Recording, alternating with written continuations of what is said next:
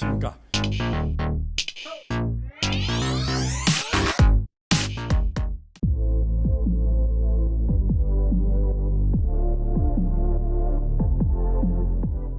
안녕하십니까. 미래자산개발 아카데미 8번째 박운선 자산관리 토크 TV를 시작하도록 하겠습니다.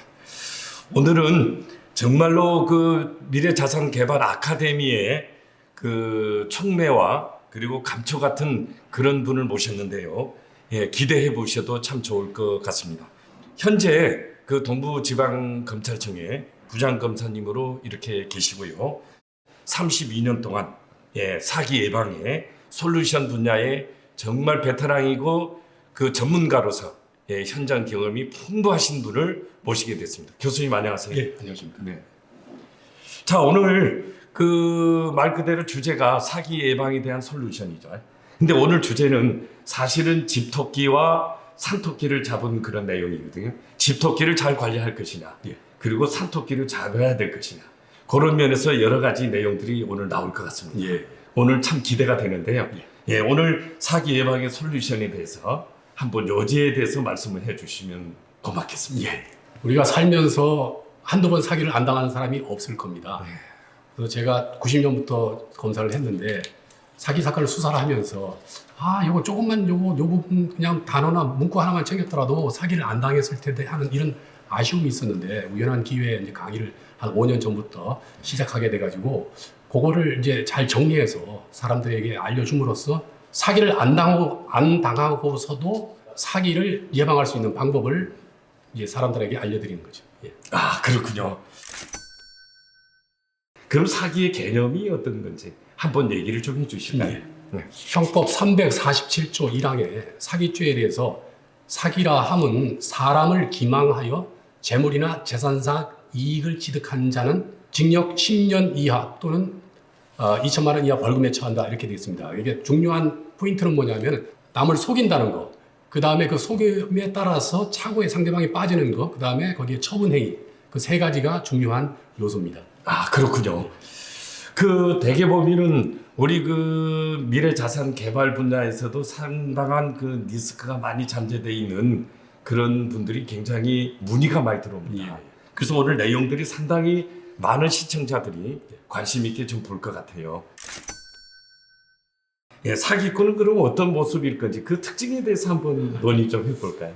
사기꾼이 나 사기꾼입니다 이렇게 뭐 머리에 써붙여 놓고 다니는 것도 아니고 결국은 거래하는 상대방의 그 행위를 보고서 이 사람이 나한테 사기를 칠 것인지 안 칠 것인지 그걸 판단할 수밖에 없습니다. 그렇다면은 사기꾼의 특징이 무엇인지 알아야 우리가 거기에 대응해서 행동할 수 있는데 오늘 이 자리에서는 뭐 간단하게 몇 가지 중요한 특징만 얘기를 드리겠습니다. 첫째, 이제 사기꾼 특징 중에 하나가 필요 이상 친절하고 내가 아주 미안할 정도로 잘해주고 그 다음에 사기의 목적이 달성되면 연락이 안 됩니다. 그걸 일종의 그 보통 얘기하듯이 먹튀라 그러는데요. 그리고 이제 그 친절하게 잘해주는 사람 중에서 요새 보면은 그 소시오패스란 말이 있거든요. 반사회적 인격 장애자 얘기 있는데 내가 그동안 수사하면서 도저히 이해가 안 가는 부류의 사람들이 소개에 속하는 사람들입니다. 여기 이제 미국의 하버드 의대의 마사 스타우트라는 교수가 25년 동안 그 뭐 상담을 통해서 이제 찾아낸 개념인데요. 이 사람들의 행동 특징은 이익과 손실에 따라서 움직이기 때문에 이익이 안 되는 그 거래인 경우는 뭐 하여튼 약속을 다 어기고 그것도 뭐 사전에 내가 어떤 사정이 있어서 약속을 못 지키겠습니다 이게 아니고 아예 그냥 무단으로 아무 연락 없이 약속도 안 지키고 그 다음에 사회적 약자를 굉장히 그 하대시하는 그런 사람입니다. 왜냐하면은 그 사회적 약자나 이런 사람들은 자기한테 이익이 안 되기 때문에 그렇고 기본적으로 양심이 없습니다. 굉장히 그래서 그 박사 연구에 따르면 미국과 같이 개인주의가 발달된 사회에서는 100명 중에 4명이 소시오패스에 속한다고 합니다. 다시 말해서 작년에 우리 서울 인구가 1000만 명이니까 40만 명이 거기에 속한다는 거거든요. 근데 그 박사의 그 책에 보면은 그러나 이제 그 대만이나 일본 같은 동양 문화권에서는 개인주의가 좀 덜하기 때문에 그거보다는 소시오패스가 좀 적을 것이다 이렇게 얘기를 합니다. 근데 많은 사람들이 접해본 사람 중에서 아마 돌이켜 보면은 내가 소시오패스한테 사기당한 경우가 있겠다는 생각이 있을 겁니다. 네. 또 하나의 또 교수님으로도 이렇게 활동하시고 이 비제도권까지 이렇게 활동을 하시면서 어떤 여러 가지 현장에 대한 목소리를 많이 들을 것 같아요. 그래서 그런 면에서 우리가 이제 시청자들이 좀 더 검사님에 대한 내용들이 좀 궁금할 것 같아요. 자, 그러면 그런 내용들에서 사례적인 것이 많이 있을 것 같습니다. 그래서 금전 대행 시 금전 거래가 많이 있지 않습니까? 거기에 대한 여러 가지 유의사항이 있을 것 같은데 혹시 사례적인 내용들이 있으면 몇 가지 좀 얘기해 주시죠. 제가 최근에 이제 상담한 사례들 중에 몇 가지를 말씀드리겠습니다. 보통 보면은 이제 사기 사건 중에서 나는 이렇게 사기를 당했습니다. 그러면서 고소를 했는데 돈은 뭘로 줬습니까? 했더니 현금으로 줬답니다. 현금으로 줬다 그러고 영수증은 없다고. 그런 경우는 보호를 못 받습니다. 그 다음에 또 한 부류가 이제 수표로 줬다고 하는데 수표 번호나 수표를 발행한 은행 이름 자체를 모르더라고요. 만약에 수표 번호라도 적어놨으면 그 수표 추적을 통해서 이제 혐의를 밝힐 수가 있는데, 근데 그거를 못 적는 바람에 거의 실제 사건에서 한 1억 이상의 돈을 갖다가 사기를 당했음에도 그 부분은 기소를 못했습니다. 또 한 사람은 6천만 원을 갖다가 이제 그것도 자기 세입자한테 내어줄 반환해야 될 보증금으로 가지고 있던 걸 어떻게 알고서 이 사기치는 사람이 돈을 빌려달라고 해서 빌려줬는데 이분은 이제 통장으로 돈을 넣어줬거든요. 그래서 통장으로 돈을 넣어줬기 때문에 충분히 빌려줬다는 거에 대한 증거가 된다고 생각했고, 그 다음에 돈 빌려가는 사람과 이제 빌려줬다는 그 사실에 대한 어떤 카톡으로 주고받은 게 있었습니다. 그래가지고 이제 이거면 충분하겠다고 생각하고 있었는데 약속한 석 달 뒤에 돈을 안 갚아서 사기죄로 고소를 했더니 이 사기꾼이 하는 얘기가 나는 빌린 게 아니고 투자받았다고 이렇게 주장을 하고 있고, 빌린 거와 투자는 차이가 뭐냐면은 빌린 거는 원금을 갚는 걸 전제로 하는 거고 투자는 원금을 못 받아도 괜찮다는 그런 의미거든요.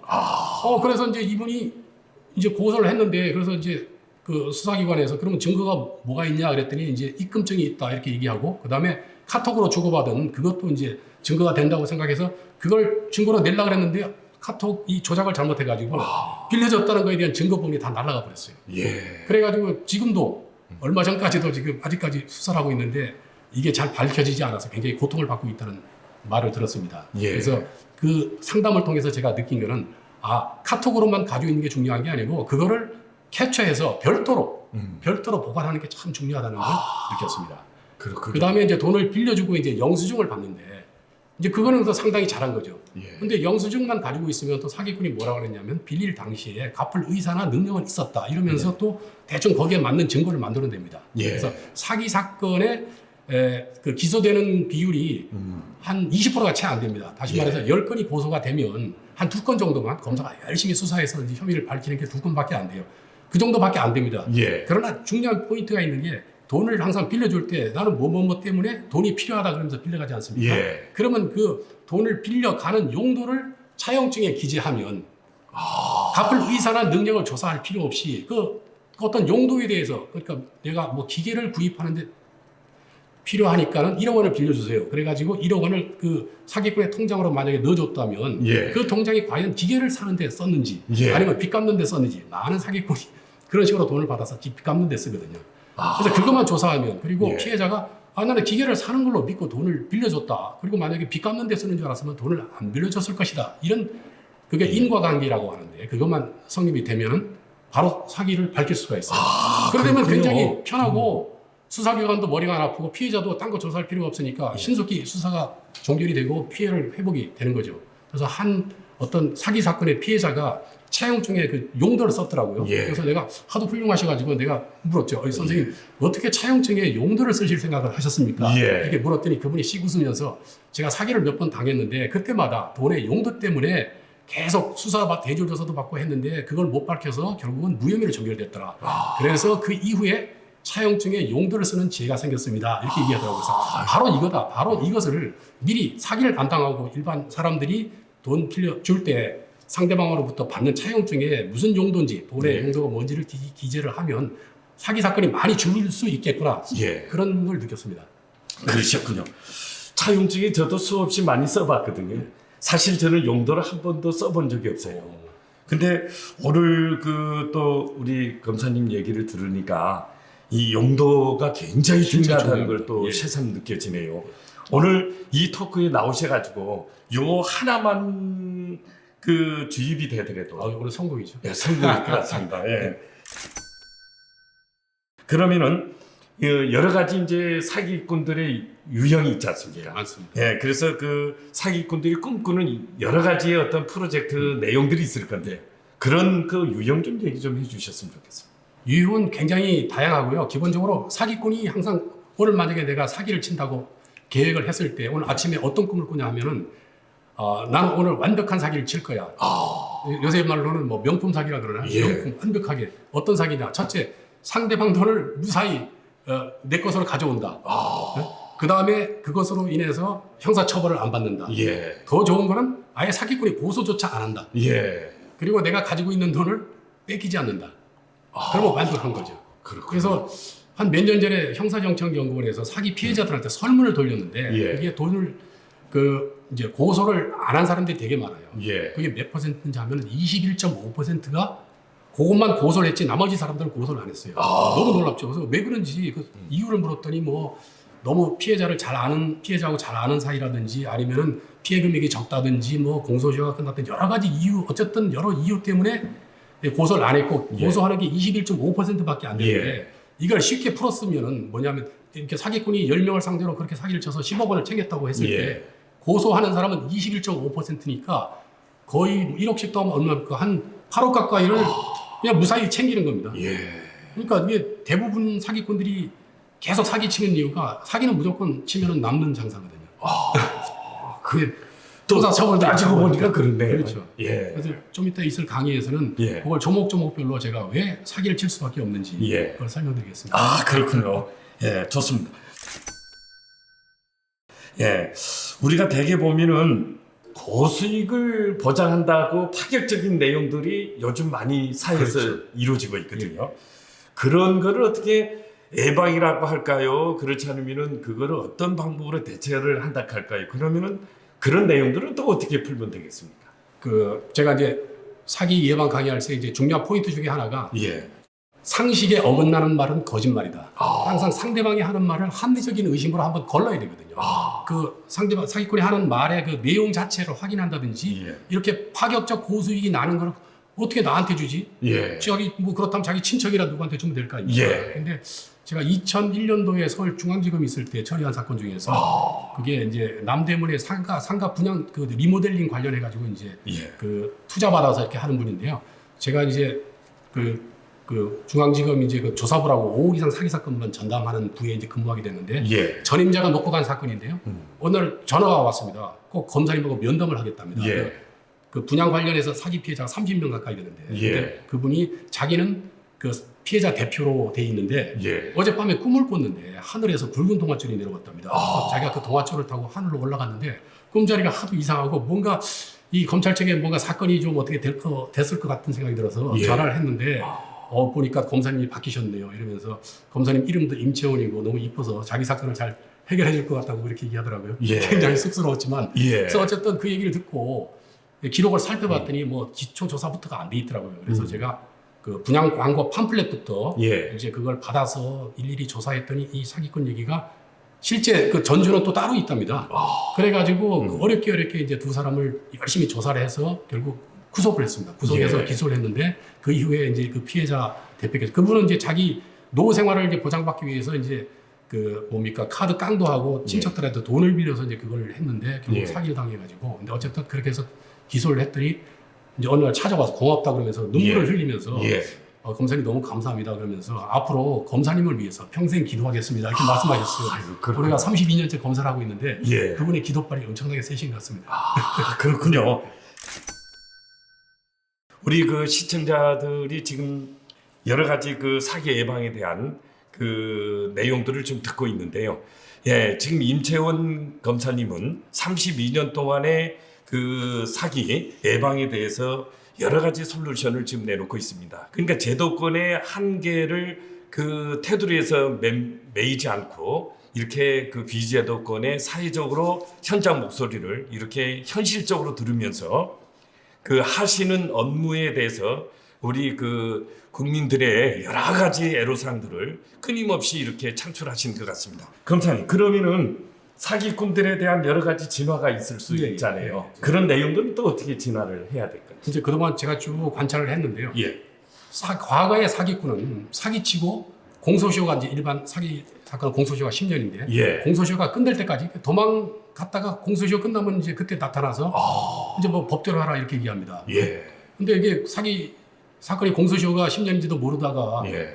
내가 처리한 사건 중에서 10억 원을 빌려줬는데 이제 11년째 이 사기꾼이 나타나서 또 돈 빌려달라고 해서 또 빌려준 그런 예. 건데 어쨌든 과거의 사기꾼은 사기치고 도망가면 이제 끝이었는데 요새 사기꾼은 그게 아니라 요새 휴대폰 위치 추적이 되죠. 예. CCTV가 있으니까 도망가도 의지만 있으면 잡히거든요. 예. 그러니까 어떻게 머리를 쓰냐면 사기치는 단계에서부터 무혐의 받을 증거를 만들어요. 근데 이 피해자는 그때 과거나 지금이나 여전히 이 사기꾼의 말만 믿고 아무런 준비가 안 돼 있단 예. 말이죠.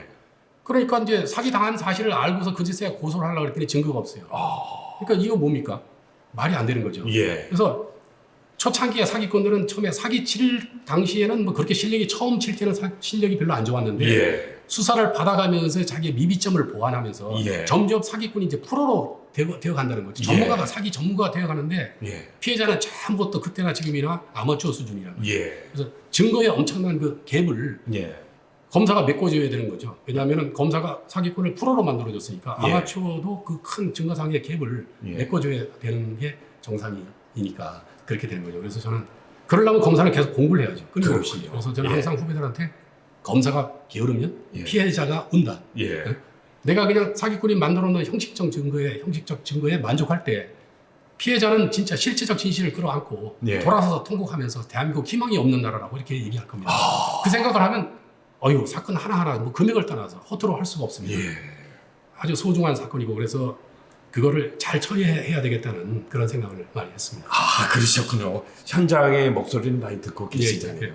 예, 현장에 나와 보시니까 어떻게 가장 민원하신 분들한테 채워줘야 된다고 생각한 것이 있다 하면 진짜 어떤 맞습니다. 걸까요? 진짜 무료 상담 참 많이 하는데요. 예.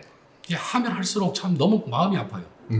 아니 이 간단한 그걸 확보를 못 해가지고 계속 피해당하고 고통받고 이거는 수사기관이 그동안 물론 사후적으로 이제 뭐 피해자가 이제 고소를 해야 우리는 예. 수사기관이 알 수 있지만 어쨌든 미리 그 어떤 그 계속 비슷한 유형의 사건들이 계속 일어나고 있다면 예. 수사기관에서 그걸 캐치를 해서 예. 국민들한테 사전에 어떤 뭡니까 이게 뭐 예방수사처럼 예. 이렇게 하면 사기로 발전할 가능성이 높습니다. 이렇게 경고 사인을 보내줬어야 되는데 전혀 안 돼 있습니다. 그래서 이거 진짜 중요한 이 개개의 사건 속에서 중요한 정보가 들어있는데 그거는 피해자들의 재산과 눈물과 생명이 들어있는 거거든요. 예. 그걸 토대로서 중요한 그 정보를 뽑아내가지고 그거를 이제 잘 체계화해서 국민들한테 알려줘야 되는 게 예.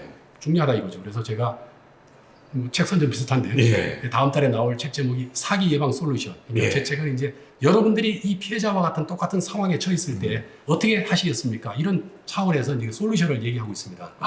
그걸 쭉 읽어보시면 사기꾼의 전체 어떤 윤곽이라든지 예. 개개 항목에 대해서 어떻게 대처를 해야 될 것인지에 대해서 잘 설명이 되어 있습니다. 그렇군요. 32년 동안의 노하우 그리고 현장의 목소리, 그 수많은 어떤 애로사항과 그 힘겨운 내용들을 담아낸 그 사기 예방의 솔루션. 곧 있으면은 이거를 책으로 그 누구든지 보면서 이렇게 필요로 할 수 있는 내용들로 이렇게 묶어낼 것 같습니다. 그래서 사기 예방 솔루션에 대한 내용은 다음 달이면 얼마 안 남았네요. 그렇습니다. 그리고 뭐 구입하려고 하면 문구점에 문구에 예. 가서 구입할 수 있겠습니다. 아마 온라인 쪽으로도 그럴 수 있고요. 다 될 겁니다.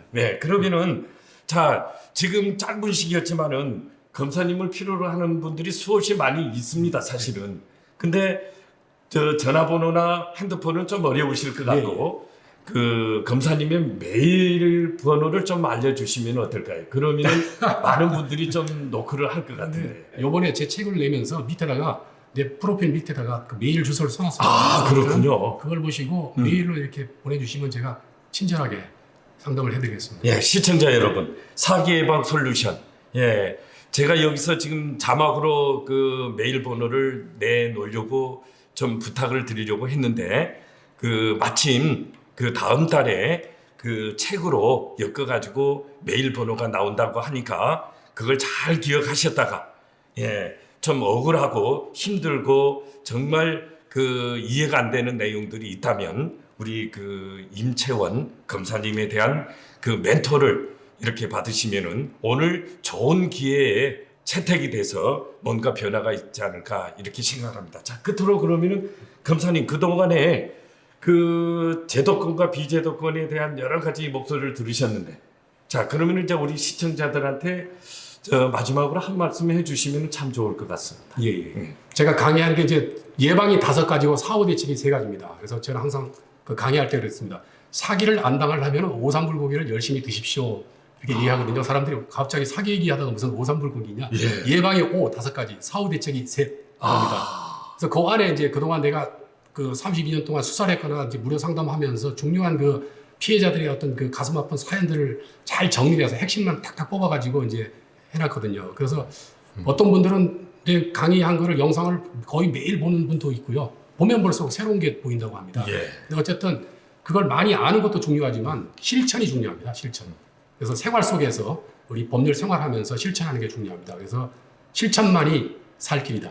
이렇게. 오늘 너무 이렇게 출연해 주셔서 정말 감사합니다. 감사합니다. 수고했습니다.